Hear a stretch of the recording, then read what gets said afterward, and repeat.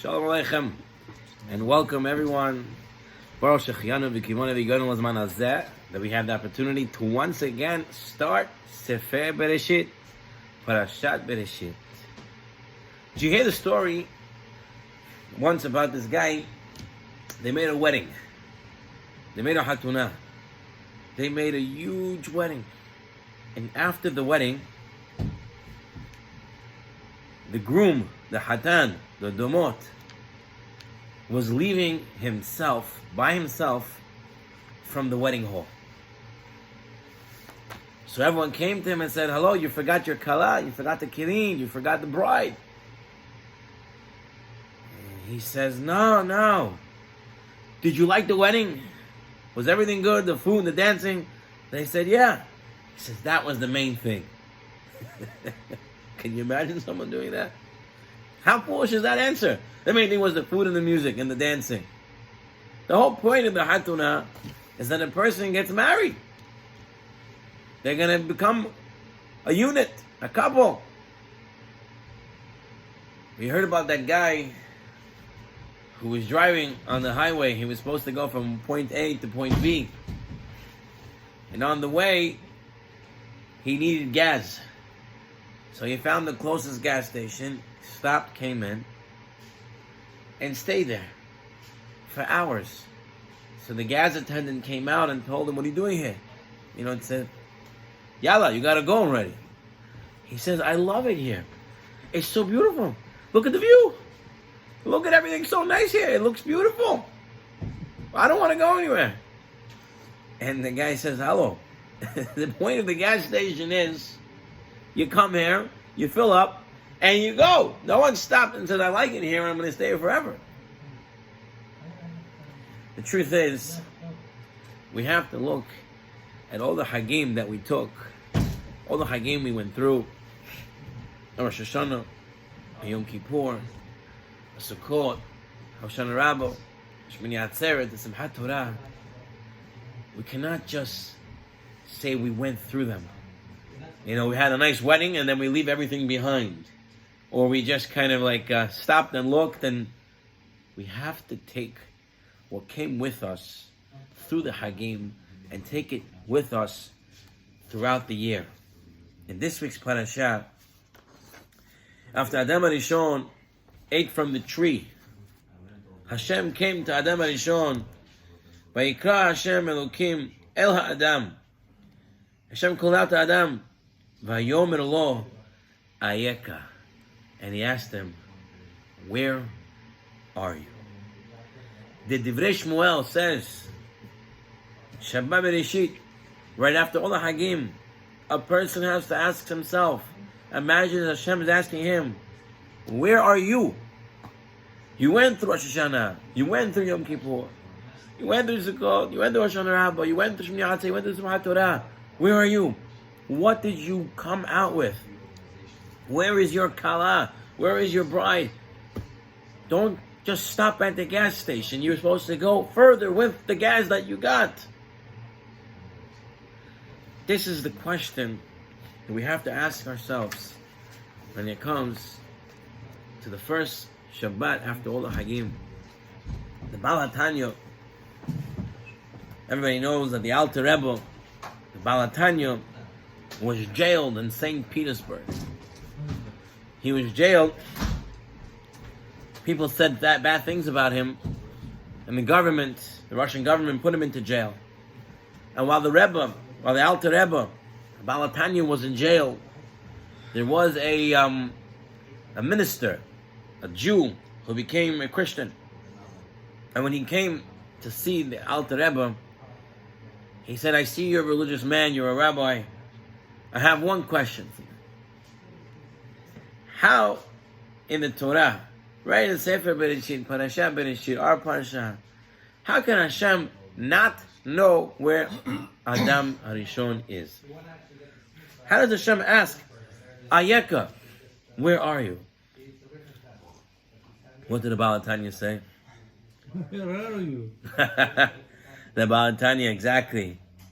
The Baal HaTanya said, God's question to Adam HaRishon was a question for each and every single one of us. the question we have to ask is, where are we? Everyone is presented with a certain amount of years. You have what? 70 years, 80 years, halavai, 120 years everyone should have. But you have a mission to complete in those years. Now, after the Chagim, from the Divrei Shmuel, and from the Baal HaTanya's explanation of Ayeka, where are you? Did you fulfill your mission? That's the question you have to ask you. Everyone has to ask them to themselves. Where are you? When Reb Zusha was on his deathbed, he was dying, he was crying. And his students came, his Hasidim came, and they said, Rebbe, why are you crying? You like Hillel HaZaken, you have the patience of Hillel. You are like Shlomo HaMelech in your wisdom. You have Anava, you're like Moshe Rabbeinu. And Reb Zusha started to cry even more. He said, because when I come up to Shamayim, they're not going to ask me, or they're not going to tell me, oh, it was so nice that you like Moshe. They're not going to ask me, it was so nice you like Shmuel. You're not Shlomo, you're not going to ask me that. They're going to tell me, why was I not Zusha? Meaning, in your life, Hashem has a certain picture of who you're supposed to be and what you're supposed to reach. Ayeka, where are you in your mission? As the Baal HaTanya says. And Zusha says, because of that, Rabbi Zusha says, that's why I'm crying. You see, in life, it's easy to beat the competition.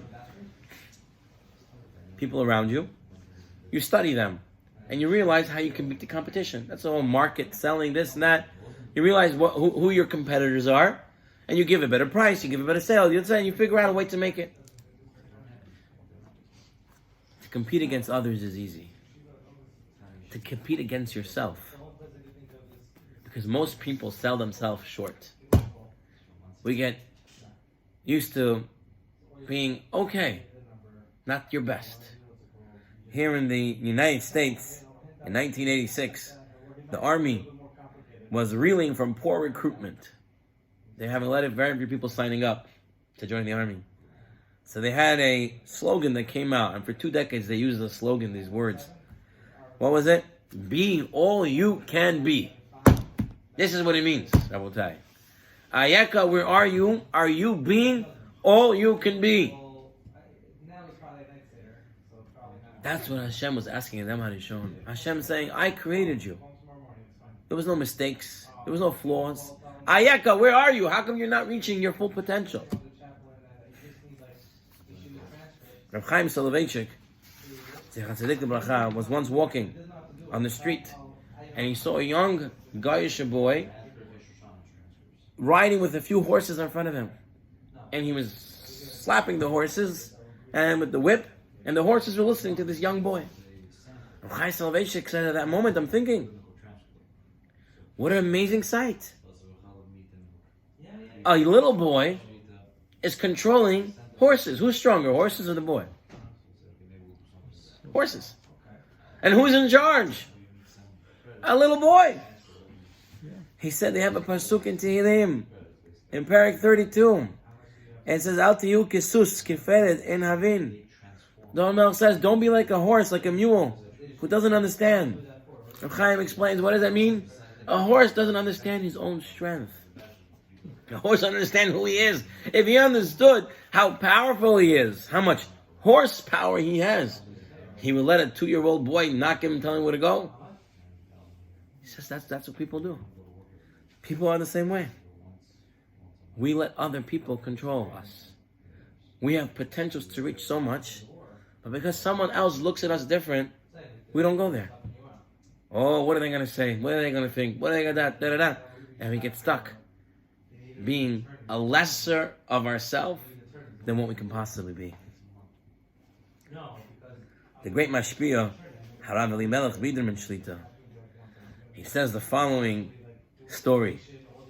He says there was a young boy, young man, 18, 19 years old, and he became a little mashuggah in cup, a little crazy in the head, and he started to think he was a mouse.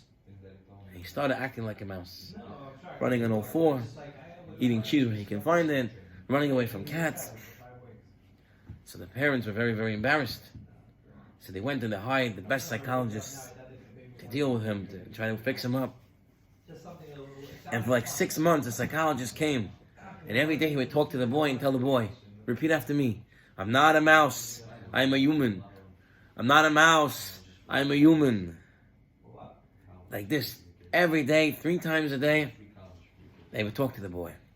After 6 months, the psychologist came to the parents and said, your son is healed. He knows he's a human and not a mouse. The parents said, thank you, thank you. They took him out of the asylum and they're bringing him home. And the parents said, we're so proud of you. He says, yes, I'm a human. I'm not a mouse. I'm a human. They said, yes, it's true. They're so happy to hear that he's saying that he's a human, not a mouse. Imagine how embarrassed they were for such a long time. They pulled into their driveway, and as soon as they opened the door, the young man, their son, runs off. They go to look for him, and they see him hiding under a car. So they tell him, why are you hiding here? He says, I saw a cat. They say to him, but why should that bother you? You're not a mouse. You're a human. He says, yes, I know I'm not a mouse, but does the cat know that I'm not a mouse?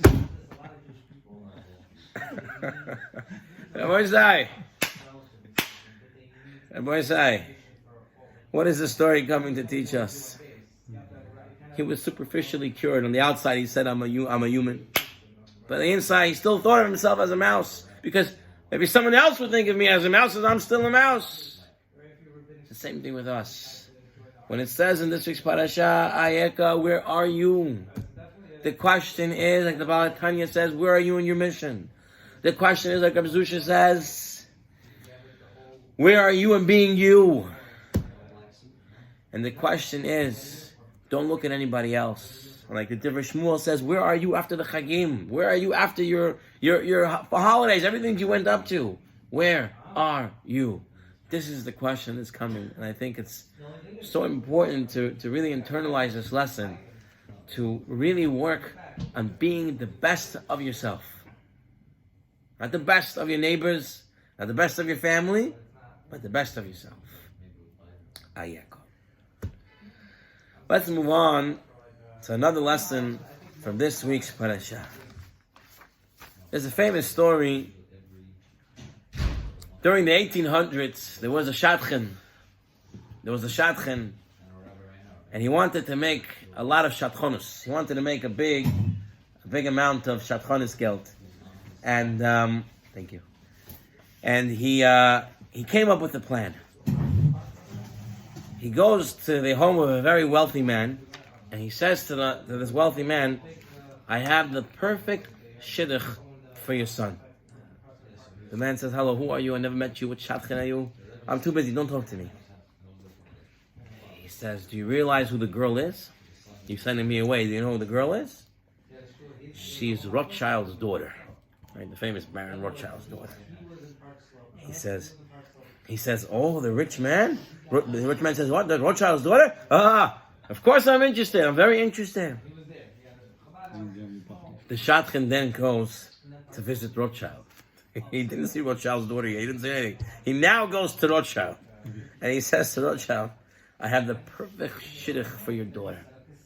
He says, who are you? Shadchan are you? No one hired you. Get out of here. He says, but the boy I have in mind for you, he's the vice president of the National Bank. He says, what? He's the vice president of the National Bank? I'm interested. Let's start talking. Then the shadchan leaves Mr. Rothschild, the Baron Rothschild, and he goes to the president of the National Bank. And he comes to the president of the National Bank. He says, I hear you're looking for a new vice president.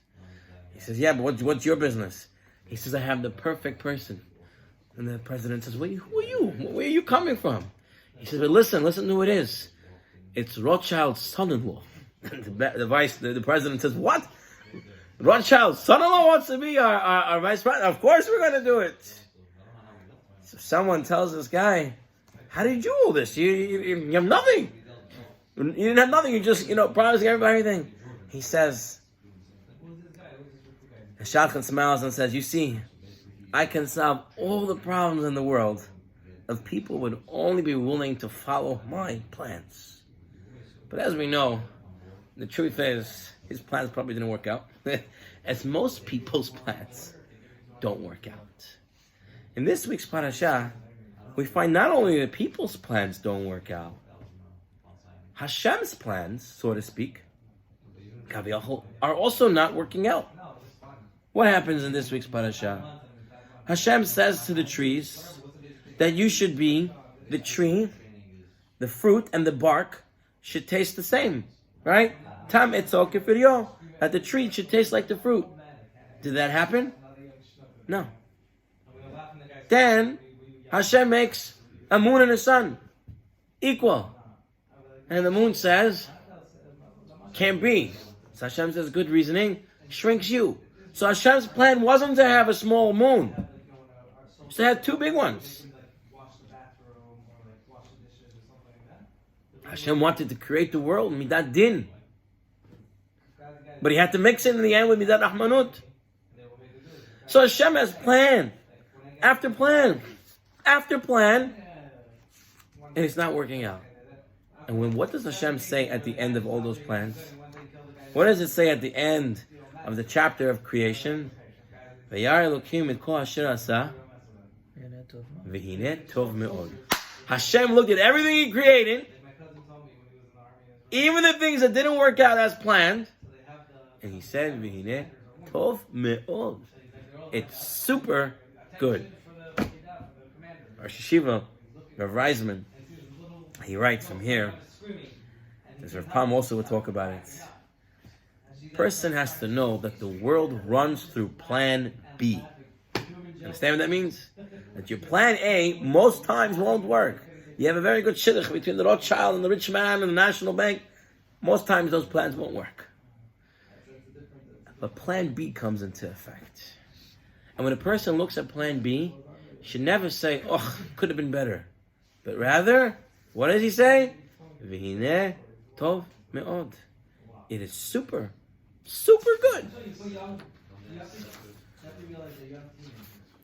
Our Victor Miller, Zechat Tzadik Lebracha, writes, the truth is that everything we get from Hashem is good, right? But in order to realize it, you have to stop and concentrate and recognize it. Chazal tell us that when you give someone a gift, you should let him know. In other words, he writes as follows. When you give someone a watch as a present, don't remove the little sticker that says, this watch has 17 jewels, unbreakable crystal, shockproof, waterproof, anti-magnetic, whatever it is. You let the person know when you're giving the gift the full amount. So too, when Hashem gave us the world, He made sure to inform us that everything He created is very good. This is meant to give us direction for the way we think throughout life. Even though it's plan B, we have to think about it as being the greatest. The quality of our lives depend on what we choose to think about. A person once came to the Baal Shem Tov, Zechat Tzadik Lebracha, and said to the Baal Shem Tov, some days I'm very happy with Hashem, I feel everything's great, and some days I feel like Hashem is not giving me what I need, and I feel depressed. What to do? So the Baal Shem Tov listened to this man and told him what you're feeling is a natural reaction of a human being. It's the way it is. People go through tough times and good times. He said the person has to learn how to overcome his complaints. Has to come and look at it correctly. To illustrate the point, the Baal Shem Tov called the local water carrier and told him, how are things going? And the water carrier said to him, I'm getting older. I feel so weak. My children constantly learning. They don't help me. I have to support my son-in-laws. Too much financial obligations. My wife always nagging me. I feel like I'm falling apart. The next day, the man was there again. The Baal Shem Tov called this man over, the water carrier again. He says, how are things going? And with a big love, he says, wow, HaKadosh Baruch Hu is the best. Even though I'm old, not only am I able to support myself, I can support my children and my son-in-laws and my wife. Baruch Hashem, what Hashem gave me. What an amazing wife. She makes me so happy. Baal Shem Tov turns to this man with the questions and says to him, we constantly choose how to view our life situation. Even though nothing external has changed, we can view it in positive ways. V'hineh tov me'od.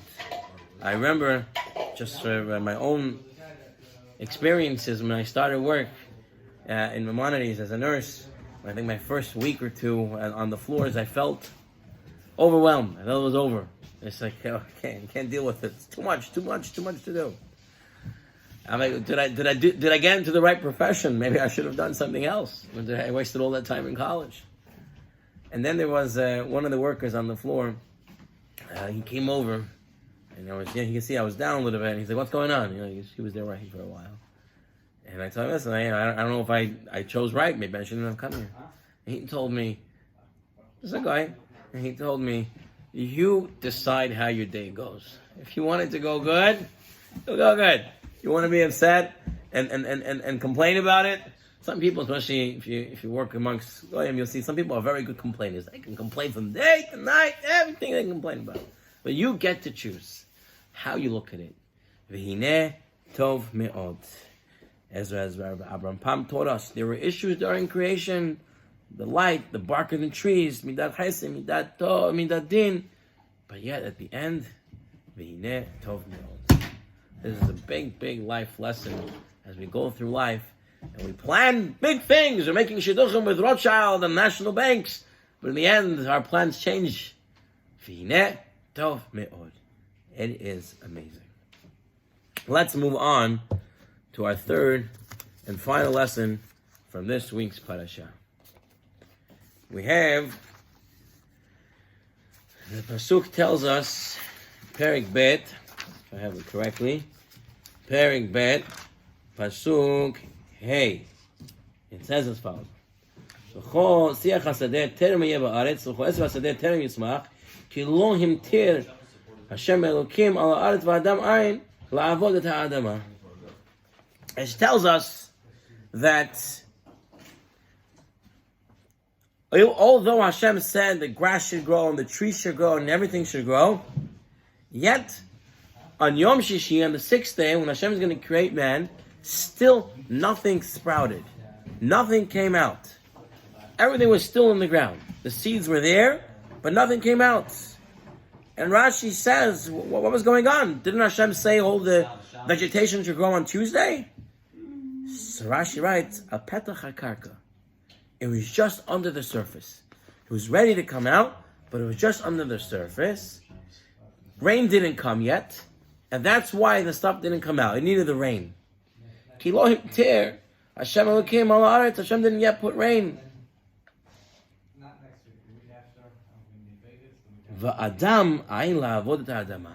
Because man wasn't yet there to work on the field. What work? Avodah. Shebalev. Tefillah. Adam wasn't yet there he wasn't yet alive to pray for rain. And therefore the rain didn't come and didn't go on the ground, and therefore everything that was in the ground didn't yet come out. It was there, but it was waiting for the Adam HaRishon to pray for rain, and then the rain would come, and everything would come out.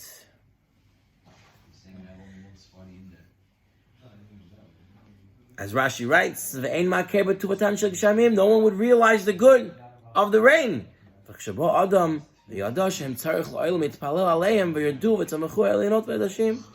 when Adam came and he realized that rain was needed, he prayed and everything came out.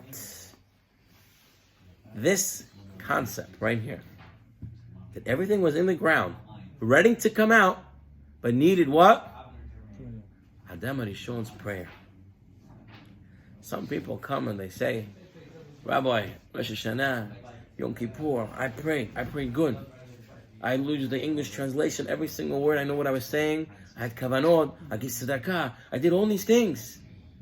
Where's everything I davened for? Where is it? Where's everything I davened for?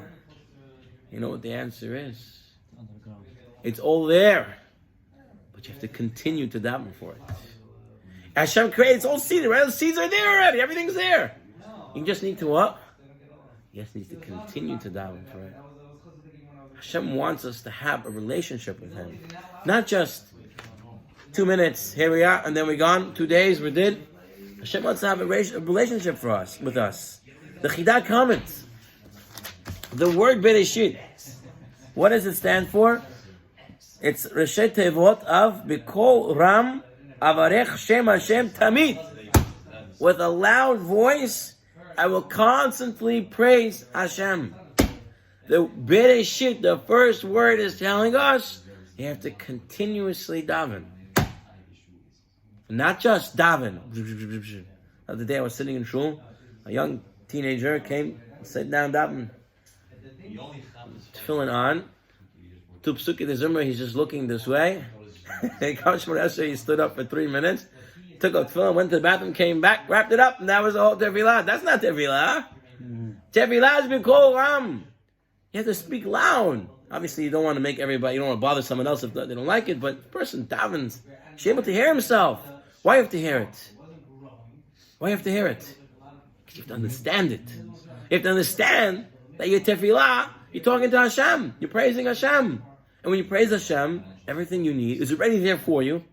Now it'll come out. There's a famous story with Reb Zusha. There's a second story with Reb Zusha tonight. Reb Zusha, every morning after prayers, he would go to his study and call out in prayer to Hashem. Once his shamash was listening, and he heard that Reb Zusha was saying, Hashem, we just now finished Shaharit. Please give us our mizanot for the day. Please give us our food. The shamash heard this, and he felt bad. So he went, quickly prepared a tray, and put it on the window near Reb Zusha's study. Oh, Reb Zusha sees the food, thanks HaKadosh Baruch Hu, and he takes the food. And like this, it goes, day after day after day. One day, someone outside sees what's going on. Sees the shamash putting the food there. And he tells the shamash, what are you doing? Why are you putting the food through the window? He says, Reb Zusha is davening that Hashem should give him mezainos. So I'm going in and giving it to the Rebbe. So the guy says, he's davening? He thinks mezainos is going to come through his davening? The next day, as the shamash was going to put the food, he stops him, doesn't let him do it. He holds it back, he takes the food, he's fighting with him, not letting him put it out the window. And as soon as Reb Zusha finishes saying, Hashem, please give me a mizanot, all of a sudden another man comes and puts the food on the window, on Reb Zusha's window. Now this guy is in the spot, he's like, what? I stopped the shamash who drinks it every day, and all of a sudden the guy from nowhere shows up. So this guy runs after this guy who brought it. He says, what's going on? Why did you bring Reb Zusha breakfast today? He says, yesterday I was walking on a narrow bridge. There was only one room for one to pass. And I didn't know who was in front of me. And someone was there. So I pushed him to the side. And I made him fall into the water. Then I looked down and I see it's Reb Zusha. And so I felt so bad.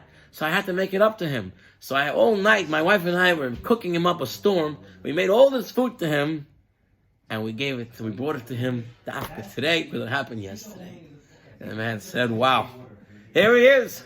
Reb Zusha is davening, can I have food? And what happens, even when you try to stop him from getting the food, Hashem sends it to him again. Rabotai, sometimes it's hard for us to see that it's Hashem who's providing us with everything in life. And we go to the grocery store, it comes nicely packaged, everything cut, right? Little kids don't even know what chickens really look like, and think chickens come on a tray, so everything is already nicely cut, right? And we can get confused. But when we daven out loud, like the Chidah says, that is when we're supposed to realize everything comes from Hashem. As we say in Birkat Hamazon, Hazanet Olamo Bachen. What does it mean, Bachen? Hashem couldn't give us little pills to eat. That will be the nourishment. White little pills every day. That will be enough to. But what did He do? He gave us so much tasty foods. Every day, your wife, Baruch Hashem, comes with a new dish to try, a new this to do, a new this to that. Hashem wished to feed the world with hen. All our fruits are wrapped in a beautiful color. Everything looks beautiful. And everything is there ready for us to have. But in order to be zocher to it, you have to pray for it. And you have to pray for it out loud to realize that it's coming from HaKadosh Baruch Hu. To review briefly the 3 lessons that we learned from this week's Parshat. First lesson was, Ayeka, where are you? Are you you? Are you done with your mission? Are you looking at other people to tell you who you are? Or you know who you are? The second lesson was Plan B. V'hineh tov me'od. Even when things don't work out to plan, guess what? They're perfect. Because that's how it's supposed to be. And our third lesson was to make sure to daven for everything we need on a constant basis, because it's all there waiting for us to daven.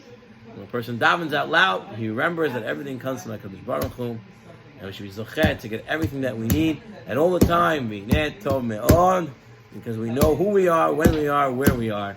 As Hashem, everyone should have a Shabbat Shalom. Toda rabah.